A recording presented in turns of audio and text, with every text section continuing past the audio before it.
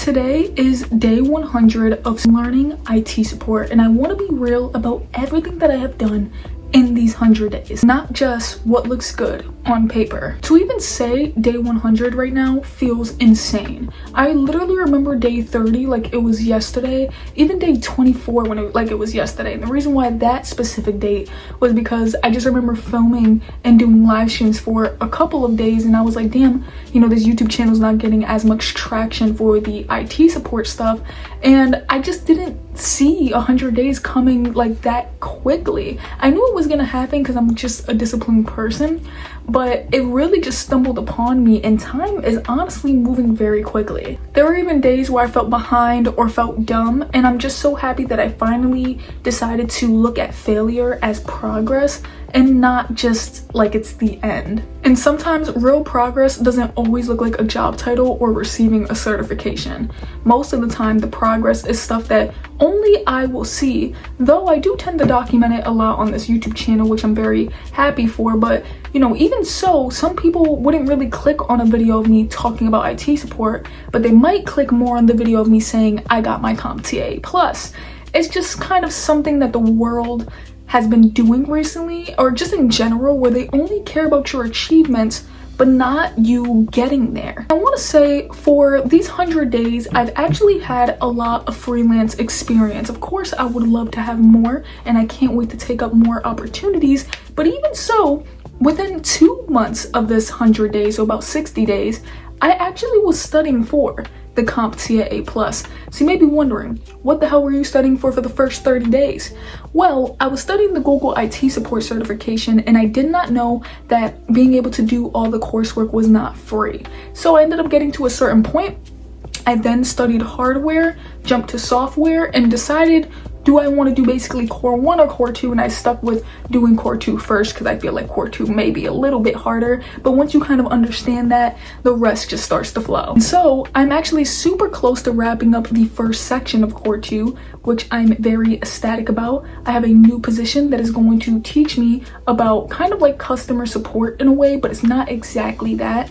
And I'm just building skills outside of here through lab work, through freelance work, and through virtual machines to kind of understand the technical side of things. But, studying is only one part. With the labs, the exam work, and the freelance work, that's really where the learning started to begin. Once you really decide to get hands-on or constantly quiz yourself on topics, it's like you literally will understand it like the back of your hand. So I decided to take every opportunity I could to get hands-on, even though it may not be official, and or I may not even use this in a office-like setting with a Windows computer, because some of the stuff I troubleshooted wasn't really a computer. For example, some of the things that I'm talking about is I didn't just fix a watch, but I configured the settings for the watch. And listen, I understand that this may not be really deep to some people, but this took a long time. I could not figure out what app it was. I had to troubleshoot, download different apps, eventually found the right app, then had to go into the settings, try to configure it,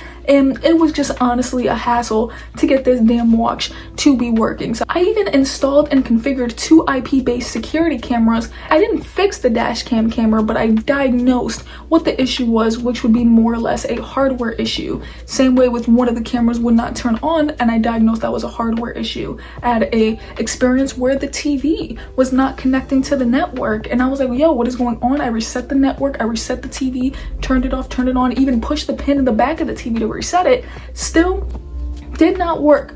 But then when my TV was off or on, my fault, I would notice that the red button, or the under the TV, will blink red.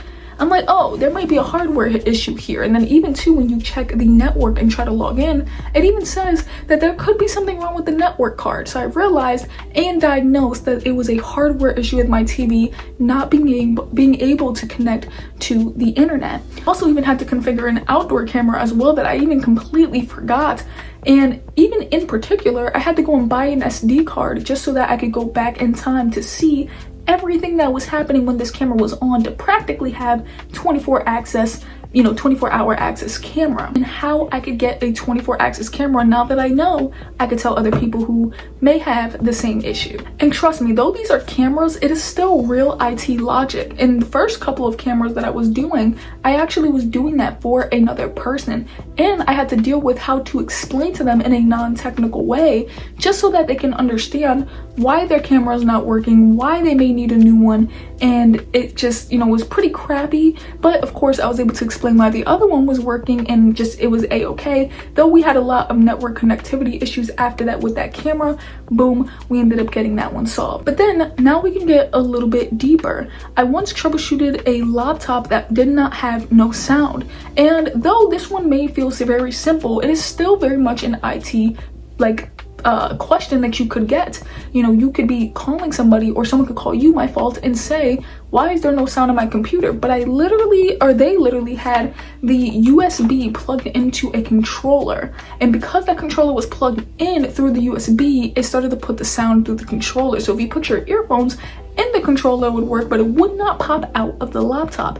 What I found out was unplug the USB wire. Okay, listen, that may have been simple, but it is something that I will be taking forward within my own work, whatever the hell I'm doing, but also if somebody else ends up having this issue.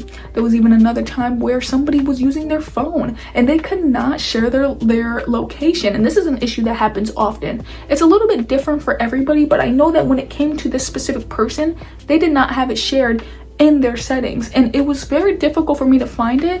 But then boom, I ended up figuring it out, was able to get them to share, and I was able to do this with somebody else over the phone as well, which was very fun to do because, like I said, it's literally like IT work, though technically it was on the phone and not really a laptop. And then there was even another issue with this same person's phone, was that their phone battery continued to die relatively quickly. I decided to go and check, and number one, I noticed they had a lot of tabs open, and one of the tabs I was able to see was actually running in the background with a lot of percentage. Closed that all out, and then on top of that, I checked their battery usage percentage, and it was actually really bad in a way. I think it was in about 70. I believe when you drop below 80 is when you need to get a new one, or you should look into getting a new one. Nothing crazy though, you don't have to panic, but that your phone is gonna relatively die faster after you charge it. I never even knew about that until I accidentally stumbled across it just trying to fix this person's issue. Sorry, my back hurts. And it can even come down to things like with my Beats earphones. There was a point where one of the earphones would not charge. So I had to figure out exactly why this was happening. And normally it's because the charger port could probably have gotten messed up, or you need to just push it down a little bit more, different stuff like that. And I was like, damn. This is crazy. There was even another issue where Apple was not displaying the correct number on apple.com, but on the phone it actually showed the correct number because this person had actually changed their number. So I was just looking at what the issue could have been, and I did everything that I could and identified that it was an Apple backend issue. And different stuff like that really puts you through exactly what an IT specialist would go through. It still has the same process. You still need to explain to someone in a non-technical way how you fixed it. It is still a IT issue. It is still troubleshooting. It is still configuring settings. So it's very similar to what you would do on an on-job task as an IT support specialist. At the same time of this, I've been running labs, I've been running scenarios, I've been doing exams, I've been studying for the CompTIA A+, and I'm just super happy to have all the technical experience that I'm getting. And like I said, with this new position, to have the conversation and problem solving skills that I'm getting. And this has just been really fun lately, just building all the skills that I am really proud of having in my life. It's just crazy because you're not just memorizing terms, you're actually seeing a situation that makes sense for why that answer is that answer. And that is what changed everything for me. Listen, I want to say this clearly because I'm sure we all have felt this emotion before, where we felt behind. And listen, this feeling of being behind is not something that is new to me. I feel like I tend to feel this pretty damn often. I felt like I wasn't doing enough, times where I compare to people who are moving quicker, moving further.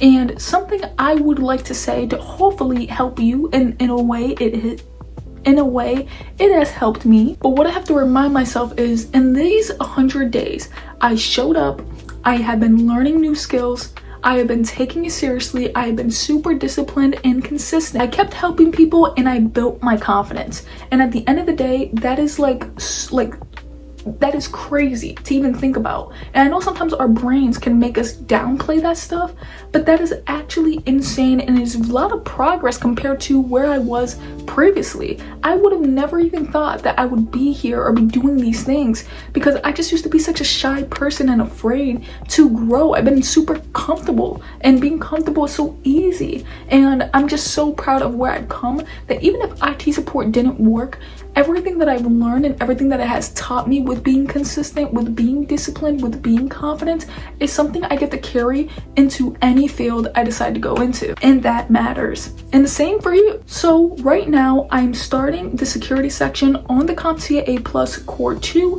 which I hope will end up going by really smoothly and really quickly. I plan on taking the CompTIA A+ Core 2 in April, and hopefully by August I could take the Core 1. And for the first time, IT doesn't feel abstract anymore. It actually feels a lot closer than y'all may think. It feels real and it feels possible. Not perfect, not finished, but real. So if you're watching this and you feel like your progress does not count because it doesn't look flashy, because you don't have the certs, or maybe you don't have the career yet, I promise you it does. When you are studying, when you are troubleshooting, when you are freelance working, even if you have the job and you still just feel like it's not enough, and actually learning how things work, you are moving forward. And look at all that stuff as your proof, as your evidence, not the result. Day 100 isn't about arriving, it's about realizing you did not quit. So you should be proud of that, and so should I. I hope to catch you guys in the next one. Make sure you guys end up leaving a like, comment, subscribe. Deuces.